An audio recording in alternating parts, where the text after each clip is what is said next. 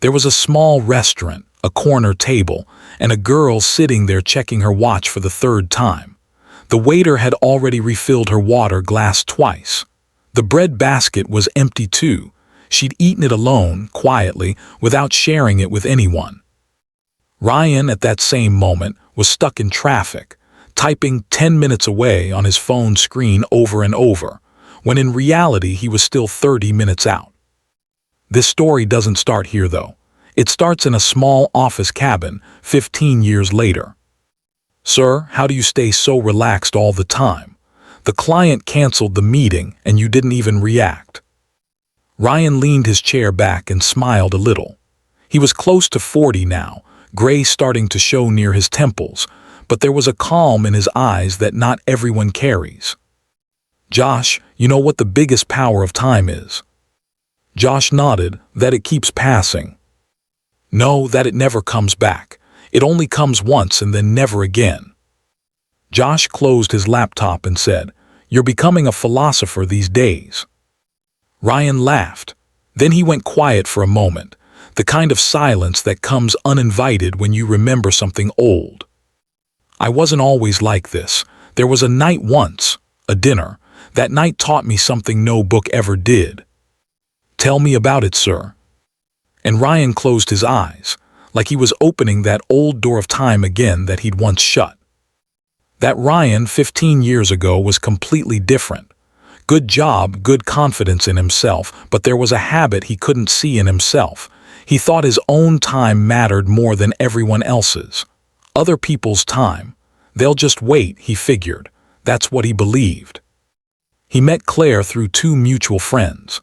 They ran into each other at a wedding, exchanged numbers, and texted for 3 weeks after that. Claire was a graphic designer, had started her own small studio, and there was a certain sharpness in the way she talked that Ryan liked. She was straightforward, didn't beat around the bush. One day she texted first, "Want to meet up? Let's just skip the coffee thing and go straight to dinner, saves time." Ryan replied sure, but smiled a little to himself.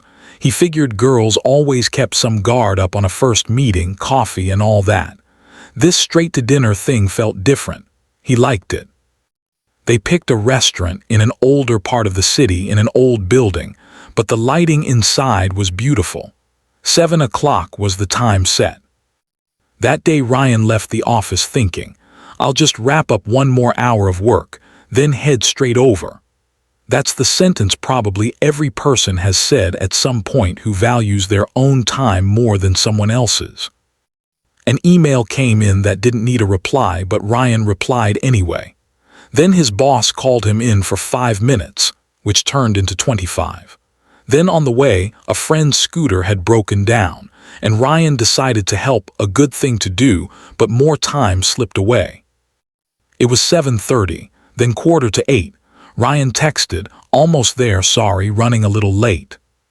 Claire's reply came back, "Okay, I'm waiting." Just that, no anger, no extra questions. Ryan saw that short reply and felt relieved. He figured, good, no problem here.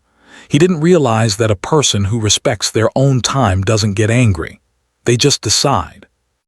Claire was sitting alone in the restaurant. She wore a black dress, light makeup, and had a book on the table she was reading to pass the time. She'd made sure to keep herself busy, because sitting empty-handed wasn't something she liked. At 7:15, she checked her watch for the first time. At 7:30, she asked the waiter for water. At 7:45, she ordered the bread basket just for one, and smiled a little to herself. It's fine, no big deal. At 8, when Ryan's text came in saying, "Almost there," Claire closed her book, checked her watch, and thought, this "almost there" sounds like the kind of lie people tell when they don't even know themselves when they'll arrive. She replied, "Okay," but inside she drew a line for herself, the kind of line every person should draw for themselves, though few actually do. At 8:20 Ryan arrived, out of breath, a little flustered, apologizing 3 times. Sorry, my boss held me back. Then a friend's scooter broke down on the way." Claire listened with a smile. No sarcasm, no dig, just said, "It's fine, sit down." That "it's fine" is also a kind of test that not everyone understands. They ordered food. Conversation started light, easy, some laughs. Ryan started thinking everything was fine, like always, show up a little late, say sorry, done. But there was something in Claire's eyes that Ryan didn't notice. She was listening carefully, smiling, but behind that smile, a small decision had already been made. "You know," Claire said in the middle of it, "my grandmother used to say, someone who doesn't value your time will never value you either. It just starts small, showing up a little late here and there." Ryan laughed it off. "Oh no, today it was just work, that's all." "I know," Claire said, "today is just one day. I'm not upset about that." And that was true. She wasn't angry, she was just watching. Ryan took this lightly. People often take such things lightly, because on a first date everything feels so nice that no warning sign registers. The food arrived, the conversation kept going, about work, about home, about Claire's studio which she'd built on her own, renting a small space for it. Ryan asked, "How do you manage your time with the studio, so many clients?" Claire said, "I have a rule for myself. If a client keeps showing up late to meetings or doesn't respect time, I stop working with them, no matter how much money's involved." "That's strict?" Ryan asked, a little surprised. "Not strict," Claire said. "I've just understood that whoever wastes my time is also wasting my respect, and I don't lower my own respect for anyone." Ryan nodded at this but didn't really hear it. He heard it with his ears, not his mind. Here it's worth mentioning something small. Epictetus, who was once a slave in Rome, wrote somewhere that a person only truly controls their own choices, their own time, their own reactions, their own values. Everything else, other people's time, their decisions, is beyond our control. Claire hadn't learned this from any book. She'd learned it from her grandmother, from watching her own mother, who gave her entire time to someone who was never on time, and regretted it years later. Claire had simply made a small decision for herself. I will control what's within my control. And what's within my control is who I wait for, and for how long. Ryan was still stuck in the old way of thinking, where time was some elastic resource, something you could stretch for others until they finally minded. The dessert menu came. The waiter asked, "Would you like some dessert?" Ryan said, "Sure. Chocolate lava cake for both of us." Claire smiled faintly and said, "Not for me today, you go ahead if you want."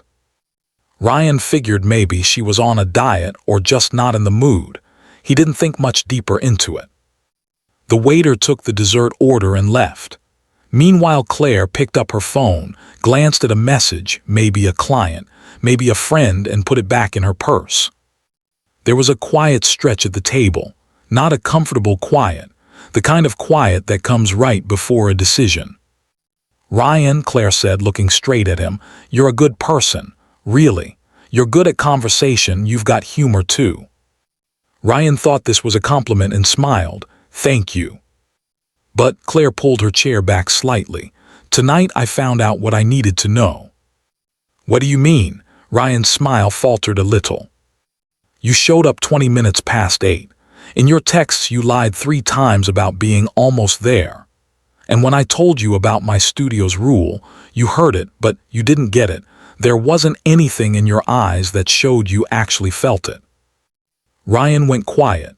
The conversation had shifted so fast he didn't know how to respond. "I'm not mad at you," Claire said, her tone carrying no bitterness. "I'm just saying my time matters a lot to me. As much as someone else's money matters to them, or their dignity matters to them.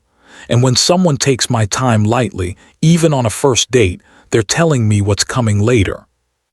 "Being late one day isn't that big a deal," Ryan tried to say. "It's not about today," Claire cut in, gently though. "The issue isn't today. The issue is you sent me 3 fake updates, and not once did you think that I was sitting alone in a restaurant finishing off a bread basket." Ryan had no answer for that, because it was true. "I'm going to head out," Claire said, picking up her purse. I can't stay for dessert. This isn't some big dramatic thing, it's just, I think we should stop here. Claire, please, just one chance. I do give chances, she said, standing up, just not on the first date. On the first date you only find things out. And she left. The bill stayed under Ryan's name. The waiter brought the chocolate lava cake, 2 plates, and 1 chair sat empty. Ryan sat there, staring at a dessert that wasn't for anyone anymore. Sir, Josh's voice pulled Ryan back into the present, back into the office. Ryan took a deep breath. Yeah, that night stayed with me forever. For a long time I thought that girl was overreacting. I believed that for a long while. Then what happened? Then time kept moving, and slowly I kept noticing the same thing in every relationship. Sometimes I was the one running late. Sometimes I was the one treating someone else's time as less important than my own. There was another girl 2 years later who I made wait an hour at my engagement party because a meeting ran long. She left too, but after dessert much later, because she didn't have the courage Claire had. Who was she, Claire? She was the girl I made wait that night. Her name was Claire. Josh went quiet for a moment, then asked softly, "Did you ever see her again?" Ryan smiled, but there was something in that smile that only old memories carry, not happiness, not sadness, just acceptance. No, never saw her again, but one day it hit me, a person who values their own time is right to do so. It's not arrogance, it's self-respect. Claire didn't lecture me that night. She just made her decision and left. But that one decision taught me something 10 lectures couldn't have. What? That time is a person's greatest form of respect. When you waste someone's time, you're not just making them wait, you're telling them how much their life is worth in your eyes. And people who understand that never show up late again, at least not for the people who matter to them. Ryan got up from his chair and walked to the window. Evening was setting in outside, cars moving along the street below, everyone in their own hurry. You know what Seneca said? He said we guard our money so carefully, but time, the most valuable thing we have, we throw it away without a second thought. People get furious when someone steals their money, but when someone steals their time, they just smile and say, "It's fine." Josh sat quietly listening. Claire gave me a moment that maybe I never would have learned on my own, because I thought I was a good person, had good intentions, so being late didn't matter much. But good intentions aren't enough. Actions matter just as much. Do you regret that night, sir? Ryan thought about it for a moment. No, he finally said. No regret, gratitude. Because if Claire had stayed quiet that night, if she'd smiled through dessert and forgiven me without saying anything, I never would have learned. She taught me without any lecture, just by leaving one empty chair behind. The story doesn't end there though, because after that night, small things kept changing in Ryan's life. He started showing up early to meetings.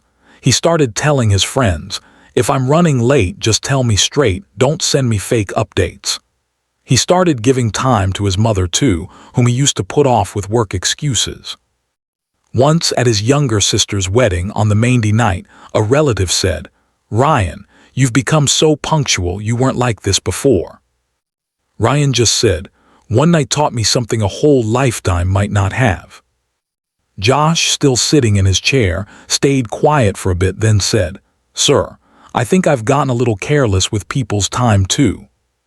Everyone does, Ryan said, until someone shows them an empty chair. Outside it had gotten dark. The office lights were on, and Ryan walked back to his desk, pausing for a moment before opening his laptop. In that moment, if anyone had looked closely, they might have seen that chocolate lava cake in Ryan's eyes, the one that still shows up in his dreams sometimes.